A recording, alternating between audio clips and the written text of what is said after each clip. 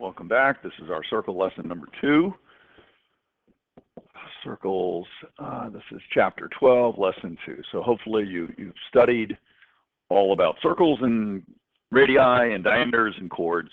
And you've also spent some time on the AccuPlacer review, right, the algebra review. And so now we've gone, and you've worked the exercises out of 12.1, all about diameters and chords and radii. And now we're in section 2 on tangents. Sounds like me after a day at the beach. Right? Tangent. Tangents and circles. And again, this is in your textbook. If you don't have your text, remember I've scanned in the material. It's lesson 2. There's really just a page and a half, page 491 and 492 in your text. And in fact, 491 is simply the definition of a tangent, so please look at the text. It is a line. So a tangent is a line. Okay, it's in the plane of the circle.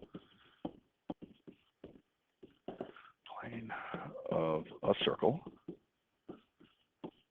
And the condition is it intersects the circle in exactly one point.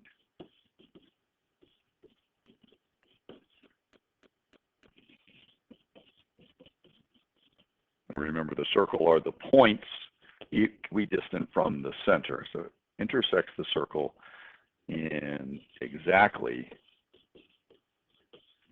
one point. And I'm pretty sure that you've seen this before in middle school, but here's our sketch.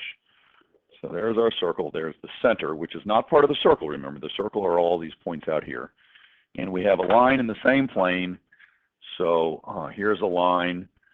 Imagine this as an infinite line. It obviously does not intersect the circle, but if we move it and made it touch the circle in exactly one spot, so now we have this one point of intersection. Now it's called a tangent. Okay?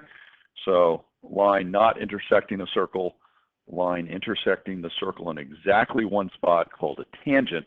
And by the by, later in the chapter, we're going to see this line, right, that intersects the circle in more than one spot. Again, this is an infinite line now. Okay, more than one spot. This is called a secant line. And we'll go ahead and look at that at a later lesson when we get back. And notice that part of the secant line is a chord, right? So this red bit, which is a line segment on the secant line, is the chord. And we talked about chords in lesson 1. But right now we're back to the idea of looking at a tangent line. So imagine an infinite line touching the circle in exactly one spot. Okay, so that's the definition.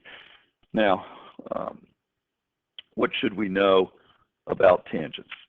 There are 2 theorems, and both of these are proved in your text. They're sort of interesting the way they're proved, and I'm not going to hold you responsible for the proof, but certainly you have to know the context of what the theorem says. So if we have a circle, here's the center of the circle. I was using C's for centers. Your textbook likes to use the letter O for circle. Okay, and we have our tangent line. Now again, imagine here's a line, not a tangent because it's not touching the circle, but if we move it and it touches in exactly one spot, right there, that's supposed to be a single point of intersection right there. Okay, theorem 5.59 says if a line is tangent to a circle, then it will be perpendicular to the radius drawn to the point of contact. So this green radius, the segment, is going to be perpendicular to the tangent line. So that's theorem 5.9, theorem 59. The tangent line is perpendicular to the radius at the point of contact. Okay. Theorem 60 is very similar. It says you have a circle now, and you have a radius. Okay, so here's a radius. And we have a line that's perpendicular to this radius at the outer endpoint. So there's some line out here perpendicular to this radius at this point. And then the theorem says this line has to be a tangent line. So sort of the same idea. The first one, theorem 59, starts with the tangent, and it states that this will be perpendicular to the radius at the point of contact. The second one starts with the radius, and you draw a line that's perpendicular to it, and it just says that this will be a tangent line. So it's sort of the same idea. Know that tangents are perpendicular to radii at points of contact. That's it in lesson 2. You should probably go ahead and start to work the exercises. Again, spend a good bit of time on the exercises. The solutions are given in the teacher's guide, so you can look at that. Just looking through the exercises here by Tomahawk. This is on page 495. That was actually a question on Jeopardy just a couple of nights ago.